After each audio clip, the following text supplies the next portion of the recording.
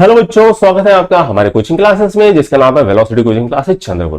बच्चों आज हम क्लास 12 का 5th चैप्टर है ऑसिलेशन, उसका लेक्चर नंबर 9 स्टार्ट करने वाले हैं और इसके अंदर हम पढ़ने वाले हैं डैम्प्ड ऑसिलेशन। तो आइए स्टार्ट करते हैं आज का लेक्चर जो कि है डैम्प्ड ऑसिलेशन के ऊपर।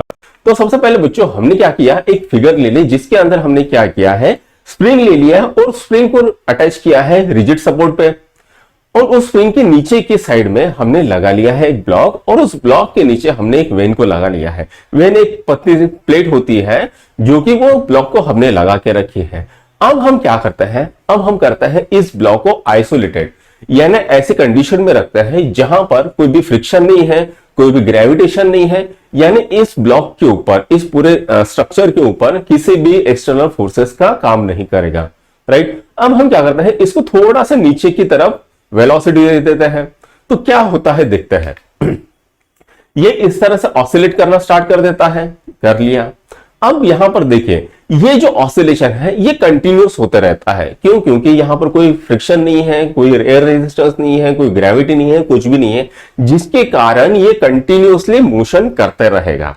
राइट, अब हम इसको क्या करते हैं, अब हम इसको यहां पर किसी चीज के अंदर रख देते हैं, किसी लिक्विड के अंदर रख देते हैं।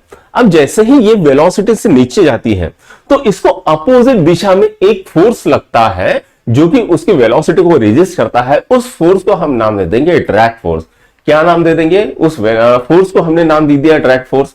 अब ये जो ड्रैग फोर्स होगा ये डायरेक्टली प्रोपोर्शनल कहेगा वेलोसिटी, यानी जितनी ज्यादा वेलोसिटी होगी उतना ही ज्यादा ड्रैग फोर्स होगा।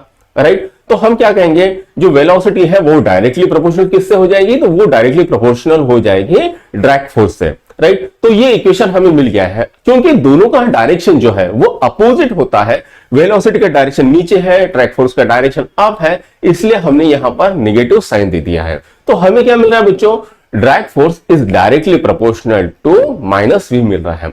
अब क्या करते हैं, अब हम इसमें से प्रोपोर्शनलिटी के साइन को हटा देते हैं और इक्वल के साइन को डाल देते हैं। तो हमें पता है बच्चों, जैसे ही हम किसी प्रोपोर्शनलिटी के साइन को निकाल के इक्वल का साइन दे देते हैं, हमें एक कांस्टेंट देना पड़ता है। वहां पर हम एक कांस्टेंट दे देंगे जिसको हम कहेंगे b। ठीक है, तो हमें क्या फॉर्मूला मिल गया है, FD = -BV। अब ये जो b है ये क्या है, तो ये है बच्चों डैम्पिंग कांस्टेंट। ये कौन सा कांस्टेंट है, यह डैम्पिंग कांस्टेंट होता है। राइट, आगे बढ़ते हैं। अब हमको एक चीज पता है बच्चों कि जो स्प्रिंग फोर्स होता है -kx होता है, ये आज तक हमने पढ़ा हुआ है, वो भी लिख लेते हैं, Fx -kx। अब यहां बच्चों दो फोर्सेस काम कर रहे हैं, एक तो है ड्रैग फोर्स और दूसरा है स्प्रिंग फोर्स। जो नेट फोर्स होगा F, वो किसके बराबर होगा, उन दोनों की एडिशन होगी, यानी ड्रैग फोर्स और स्प्रिंग फोर्स की एडिशन होगी। तो ये नेट फोर्स क्या हो जाएगा, drag force plus net force हो जाएगा। अब हमें पता है बच्चों F नेट का फॉर्मूला क्या होता है, ma होता है, मास इंटू एक्सेलरेशन होता है, और स्प्रिंग फोर्स का भी फॉर्मूला हमें पता है, ड्रैग फोर्स का भी फॉर्मूला हमें पता है। तो ये दोनों फॉर्मूले यहां पर डालेंगे तो इस तरह से इक्वेशन आ जाता है। राइट, अब यहां पर देखो एक्सेलरेशन क्या होता है, rate of change of velocity होती है, और वेलोसिटी क्या होती है, rate of change of displacement होता है। तो ये जो है इसकी पूरी की पूरी इक्वेशन जो है हम इसके अंदर डाल देंगे, यानी a की जगह पर हम डाल देंगे d2x/dt² और v की जगह पर डाल देंगे dx/dt। ठीक, तो इस तरह से ये आपको एक इक्वेशन मिल जाएगा। अब क्या करते हैं, हम इसको सॉल्व कर लेते हैं। तो हमें क्या मिलेगी, x की वैल्यू मिलेगी, यानी डिस्प्लेसमेंट की वैल्यू मिलेगी। ये डिस्प्लेसमेंट की वैल्यू मिल गई है बच्चों। तो ये किस तरह से, इसका प्रूफ हमारे सिलेबस में नहीं है तो इसको छोड़ देते हैं, डायरेक्टली हमें ये वैल्यू याद करनी है। अब यहां पर बच्चों जो एम्पलीट्यूड की वैल्यू है वो क्या होती है, ये एम्पलीट्यूड की वैल्यू आ गई। ये क्या है, amplitude of damped harmonic oscillations की वैल्यू है। राइट, इतना नोट कर लीजिए, फिर आगे बढ़ते हैं। अब यहां पर बच्चों ग्राफ देखते हैं। जैसे हमने पहले देखा था, जहां पर कोई फोर्स, एक्सटर्नल फोर्स काम नहीं करता, वहां पर जो एम्पलीट्यूड था वो कंटिन्यूअस था। अब यहां पर चूंकि हमने कुछ लिक्विड ले लिया है, उसके अंदर वो डैम्प ऑसिलेशन कर रहे हैं, तो क्या होगा, शुरू में डिस्प्लेसमेंट होगा वो सबसे ज्यादा होगा, उसके बाद वो डिस्प्लेसमेंट कम होते जाएगा। तो एम्पलीट्यूड एक टाइम पे क्या आएगा, धीरे धीरे कम होते होते होते होते उसकी जो ऑसिलेशन है वो रुक जाएगी। तो ये उसका इस तरह से कर्व बनेगा। शुरू में एम्पलीट्यूड ज्यादा है, फिर एम्पलीट्यूड कम हो गया, फिर कम हो गया, फिर कम हो गया, फिर कम हो गया, फिर कम हो गया। एक टाइम ऐसा आएगा कि वो एम्पलीट्यूड 0 हो जाएगा, यानी डिस्प्लेसमेंट पूरी तरह से रुक जाएगी। ठीक, ये इसका ग्राफ होता है। अब नेक्स्ट चीज की तरफ देखते हैं बच्चों। तो यहाँ पर ये दो फॉर्मूले थे, ये भी अपने किताब के अंदर दिए हैं, इसका भी प्रूफ हमें पूछा नहीं जाता है। तो ये जो इक्वेशंस है इसको सिर्फ याद करना है किस तरह से था। हो सकता है डैम ऑसिलेशन में एक आधा क्वेश्चन आ जाए, उस टाइम पर आपको ये यूज करें। ये बहुत ही रेयरली होगा कि इसके ऊपर कुछ क्वेश्चन आएंगे। ठीक, अब देखते हैं बच्चों फ्री ऑसिलेशंस क्या होता है, फोर्स ऑसिलेशन क्या होता है और रेजोनेंस क्या होता है। तो मान लीजिए आपने कोई पेंडुलम ले लिया और उस पेंडुलम को आपने थोड़ा सा खींच के छोड़ दिया, तो वो क्या करेगा, वो इस तरह से ऑसिलेट करते रहेगा। अब हम यहां पर क्या करें, हम यहां पर कोई एक्सटर्नल फोर्स नहीं लगा रहे, तो उसकी जो अपनी फ्रीक्वेंसी से वो ऑसिलेट करेगा, उस फ्रीक्वेंसी को कहते हैं हाँ फ्री ऑसिलेशन या नेचुरल ऑसिलेशन। अब दूसरी चीज आती है फोर्स ऑसिलेशन, यानी मान लीजिए आपने झूले पर किसी बच्चे को देखा है, तो हम क्या करते हैं, जैसे ही वो अपने पास आता है हम उसको धक्का मार के पुश करते हैं, तो वहां पर क्या करते हैं, उसका एम्पलीट्यूड जो है कंटिन्यूअसली बढ़ते जाता है। ऐसे ऑसिलेशंस को हम क्या कहते हैं, ऐसे ऑसिलेशन को कहते हैं हम फोर्स ऑसिलेशन, राइट। तो आगे चल के पढ़ेंगे रेजोनेंस क्या होता है। तो यहां पर एक फिगर है बच्चों, यहां पर आपको स्क्रीन के ऊपर फिगर दिख रही है। तो यहां पर क्या हो रहा है, यहां पर पेंडुलम, 4 पेंडुलम हमने लिए हैं, ए बी सी और डी। यहां पर 4 पेंडुलम से एक जो पेंडुलम है इसको हम बोलते हैं ड्राइवर पेंडुलम, ये सॉलिड रबर से बना हुआ है। और बाकी जो है बी सी और डी ये हॉलो रबर से बने हुए हैं, अंदर से हॉलो है। और ए वाला कैसा है, ए वाला सॉलिड है।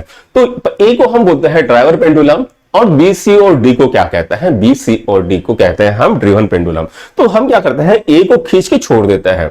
तो यहां सर ए की जो हमने छोड़ दिया, तो क्या करते हैं धीरे धीरे उसकी जो एनर्जी है, वाइब्रेशनल एनर्जी, तो बी सी और डी में ट्रांसफर हो जाती है और वो भी ऑसिलेट करना स्टार्ट कर देता है। तो यहां पर हमें कुछ कंक्लूजन मिलते हैं। तो सबसे पहले जो कंक्लूजन है, पहला कंक्लूजन क्या है, आपकी स्क्रीन के ऊपर दिख रहा है, A is doing free oscillation while B, C and D are doing force oscillation। अब A क्या कर रहा है, तो A फ्री ऑसिलेशन कर रहा है और उस फ्री ऑसिलेशन के कारण जो वाइब्रेटिंग एनर्जी हो रही है वो B, C और D को ट्रांसफर हो रही है, जिसके कारण उनका जो ऑसिलेशन होता है उनको ऑसिलेशन फोर्स ऑसिलेशन कहलाता है, राइट। अब दूसरा पॉइंट देखते हैं। दूसरा पॉइंट क्या कहता है, frequency of B C D is same as that of A, यानी जो बी सी और डी की फ्रीक्वेंसी होती है वही ए की फ्रीक्वेंसी होती है, या फिर ऐसा कहें जो ए की फ्रीक्वेंसी होती है वही फ्रीक्वेंसी बी सी और डी को मिलती है। यानी जिस पीरियड से जितना टाइम उसको लग रहा है एक रिवॉल्यूशन कंप्लीट करने के लिए, एक ऑसिलेशन कंप्लीट करने के लिए, उतना ही टाइम पीरियड लगेगा बी सी और डी को, राइट। अब आगे देखते हैं।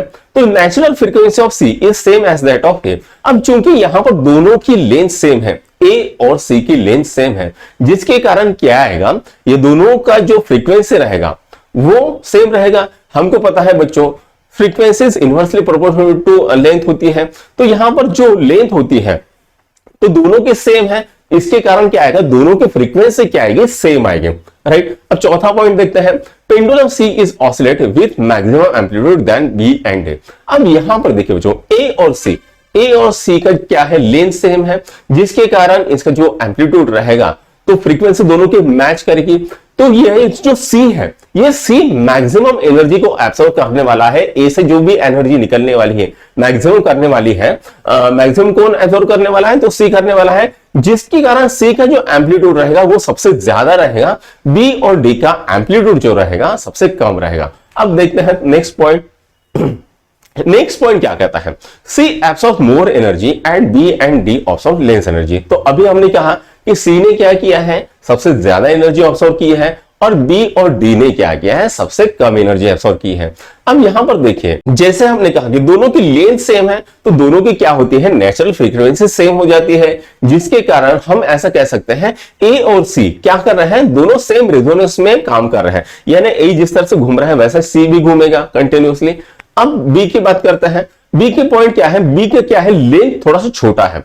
लेंथ छोटा होने के कारण उसकी क्या आती है, उसका जो फ्रीक्वेंसी आता है ऑसिलेशन होता है वो ज्यादा हो जाता है। हमको पता है जो फ्रीक्वेंसी होती है इनवर्सली प्रोपोर्शनल टू लेंथ होती है, यानी ज्यादा लेंथ छोटी फ्रीक्वेंसी, छोटी लेंथ ज्यादा फ्रीक्वेंसी। तो यहां पर बी की जो भी फ्रीक्वेंसी आएगी वो सबसे ज्यादा आएगी। तो आप देखते हैं बच्चों नेक्स्ट पॉइंट की ओर। 8वां पॉइंट हमें क्या कहता है, when all natural frequency matches with force frequency, यानी जो नेचुरल फ्रीक्वेंसी है वो जब फोर्स फ्रीक्वेंसी से मैच करेगी तो हम कहेंगे वो ऑब्जेक्ट जो है पूरा स्ट्रक्चर कैसा है, तो रेजोनेंट फ्रीक्वेंसी से चल रहा है, ये हमें पता चलता है। अब देखते हैं बच्चों इसका कर्व। तो यहां पर ये जो कर्व है इसमें क्या हो रहा है, हमने एक सेट ऑफ पेंडुलम लिए हैं, तो उसमें क्या करते हैं हम इसी तरह से ऑब्जर्वेशन करते हैं, तो हमको पता चलता है एक टाइम पे जो उसकी जो नेचुरल फ्रीक्वेंसीज है वो इक्वल हो जाती है फोर्स फ्रीक्वेंसी से, तो यहां पर वो पीक बनेगा, तो ये पीक को हम क्या कहते हैं, रेजोनेंट फ्रीक्वेंसी कहते हैं। तो ऐसा पॉइंट जहां पर जब नेचुरल फ्रीक्वेंसी और फोर्स फ्रीक्वेंसी मैच कर जाती है सभी की एट ए टाइम, तो वो पॉइंट को हम क्या कहते हैं, वो पॉइंट को पिक पॉइंट कहते हैं और इसी को क्या कहते हैं, रेजोनेंट फ्रीक्वेंसी। तो यहीं तक आज का लेक्चर है बच्चों। आज का लेक्चर अगर आपको पसंद आ गया, बहुत ही शॉर्ट था, छोटा था, अगर आपको पसंद आ गया हो तो आगे चल के हमारे चैनल को लाइक शेयर और सब्सक्राइब जरूर कीजिए। Thank you.